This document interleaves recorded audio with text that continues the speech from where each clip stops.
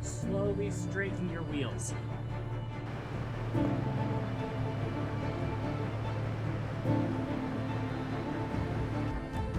Good.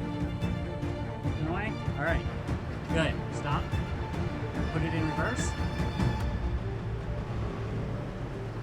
Keep going. Keep going. Okay, stop.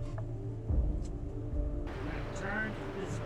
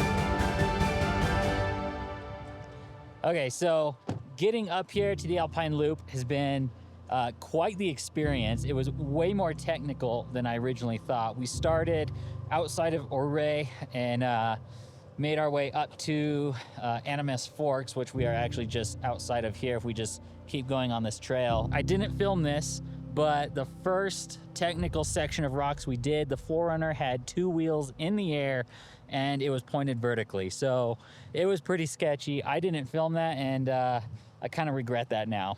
But there was plenty of other sketch that we did film. I nearly got Taylor rolling the 4Runner off the freaking mountain, although we kind of figured out how to communicate and direct the 4Runner getting it up the mountain. But now that we're on top of the pass, it's pretty much smooth sailing all the way back down. This road is not technical at all once you get to the top. Scattered throughout this whole trail on top of the Alpine Loop are these little houses, remnants of what was left here from the 1800s. Tay, earlier up the trail, saw a plaque that I didn't know, and I wanted to stop there. Sorry. But what did it say? It basically said that the town is kind of scattered. It's not one centralized body of a town, really, because they had a lot of operations all over the place. It housed up to 200 people. They had a hotel that could house up to 50 people. They were mining silver and gold up here, and I don't know, I just find this funny. They had a post office slash saloon slash restaurant. So the post office and the saloon were the same building. Yeah, you get everything all in one place. Yeah, I guess. Convenient. Little baby.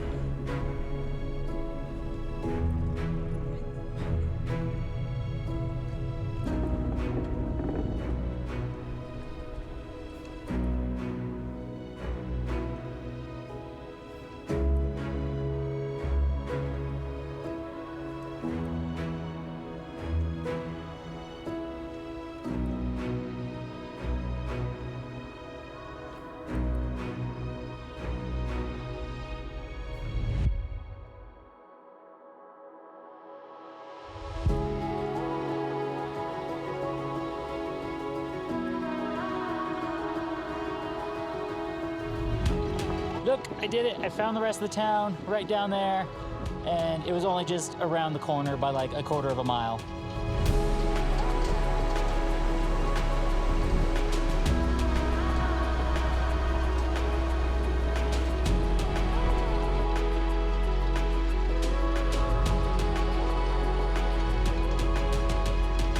Welcome to Animas Forks. This is a town that I've kind of wanted to visit for quite some time, and I'm finally glad I'm able to make it out here.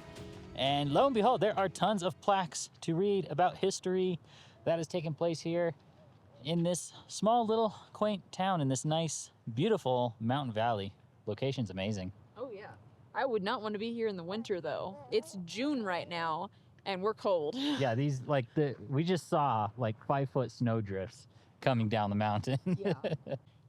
All right, so a little bit of the history. This town was built in the late 1800s, and by 1885, like it says here, the summer population reached 450 people, and few people braved the harsh winters when most mining activity was stopped. The town weathered the boom and bust cycle of the mining industry until the early 1920s, when metal prices fell worldwide, and it began its slow transformation into a ghost town. He's having fun now. He's having fun now. Now that he's warm. So reading some more of the historical plaques here, it turns out the first cabin was actually built here in 1873. And they had, get this, Tay, they had a town site. Let's see, the town site was planted in 1875, and by 1876, the community had 25 cabins, which included a hotel, general store, meat market, saloon, blacksmith shop, assay office, restaurant, sawmill, smelter, and even a newspaper. A newspaper. A newspaper from Here. 1882 to 1886. And in 1891, the fire in the kitchen of the Kalamazoo house destroyed the hotel and 13 other buildings, which is unfortunate. That's so why we haven't seen the hotel. that is why we haven't seen the hotel. It's gone. It's gone. What do you think, Mr. Nathan? What do you think? Yeah? He just smiles. Smiles, smiles, smiles, smiles. Shy smiles. Keep that hand. All right, let's go see some houses.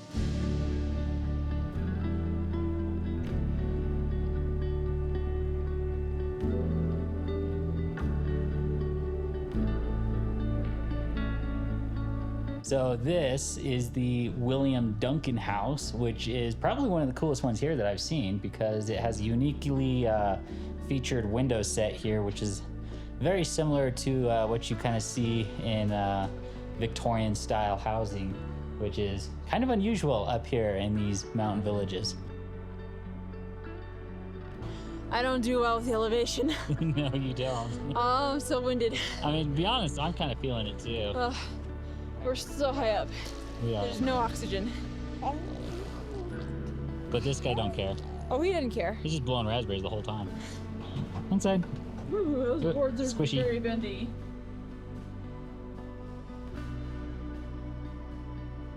Well, I found the bathroom, if anybody needs it. All good? I think I'm good. Kind of looks like all of these houses are numbered. And I think I saw something at one of those plaques down by the car that had numbers on it. Okay. So you could probably figure out what each of these were and who lived there. But it's pretty wild. Imagine the stories this place could tell if these walls could talk. A lot of long winters. Long winters, a lot of people coming and going. Man, I just love finding things like this. It's not often I get to, but it's so cool to just kind of see history just like sort of frozen in time out here. Like there's just not many places you can go and find things like this just completely, for the most part, still intact. And of course we have this house. We kind of skipped over this on the way up. So the plaque I just read out there said that in 1875 to 76 was the craziest winter they had here, with 26 feet of snow. So deep that they had to dig tunnels out of their own homes to get out. Like, can you imagine out these doors out here, just walking into a solid wall of white? That's just pretty crazy. That plaque also mentioned that one of the best pastimes of the miners who lived here was skiing, or as they called it, snowshoeing. So I can definitely see that up here. There's lots of hills, lots of mountains, and with all that snow, that's probably the only way you're gonna get around unless you dig for a long time. But this house is pretty cool. I don't really know what this one is. It is kind of interesting. I like the giant chimney here though. That's pretty cool. And you can see some of these beams in the ceiling are pretty new, so there's obviously some restoration efforts happening here. Although some of these wood beams are getting ready to crack and come down, so that's probably not a good thing. That might be due to the weight of the snow and the wood just aging out. Yeah, like that wall, that's about ready to come down, I think. Maybe we should move on. Just maybe. As cool as this place is, and I would love to just sit here and spend the whole day just digging around and seeing what I can see. Oh wait, there's one more plaque over there. Should I read it? I'm gonna go read it. Right over there.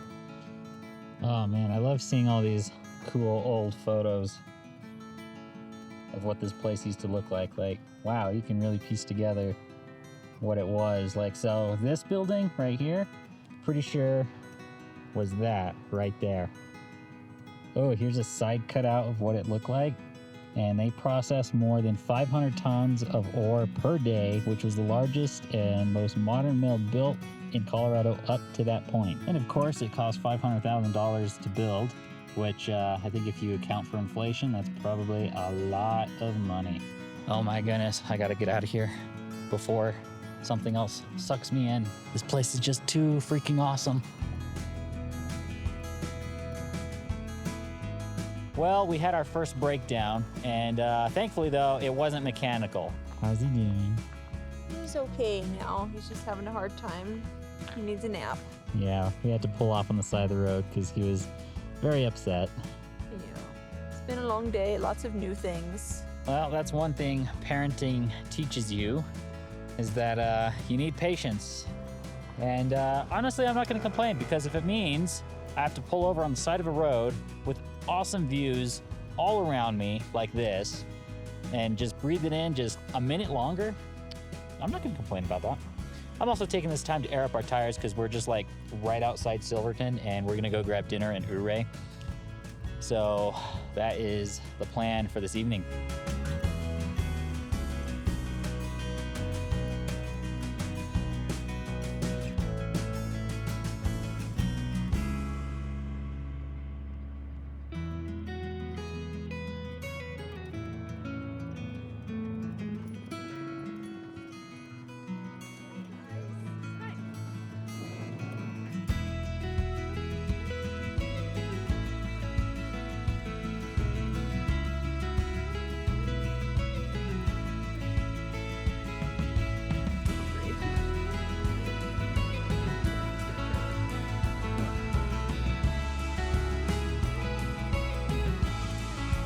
Well, we just got dinner at Gold Belt, which is actually a surprisingly good restaurant. And we have a knocked out baby in the back seat, but we do have some s'mores waiting for us back at camp.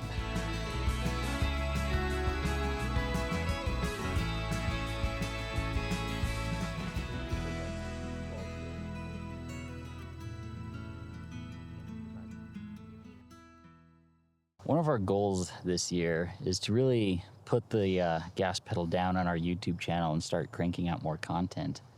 And I feel like we're right at the beginning of doing that. I feel like we finally have all the things we need. Yeah. And we kind of know where we're going with it now.